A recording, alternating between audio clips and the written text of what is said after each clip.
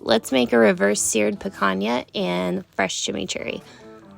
I'm going to start by scoring the fat cap on this beautiful prime grade picanha that I picked up and season liberally on all sides with Spiceology salt, pepper, garlic rub.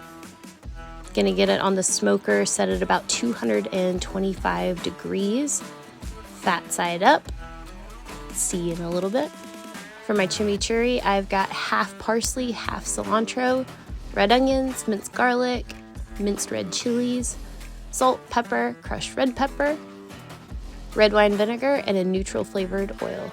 Look how vibrant and gorgeous that is. Once that picanha hits 115, I'm going to pull it off, open up that baffle on my Oklahoma Joe's Rider DLX for a nice hot flame sear.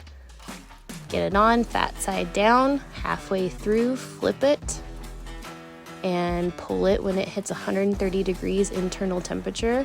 Look at that crust. And that perfect edge to edge medium rare. Look how juicy that is.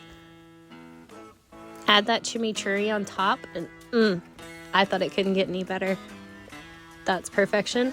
Hope you guys enjoy.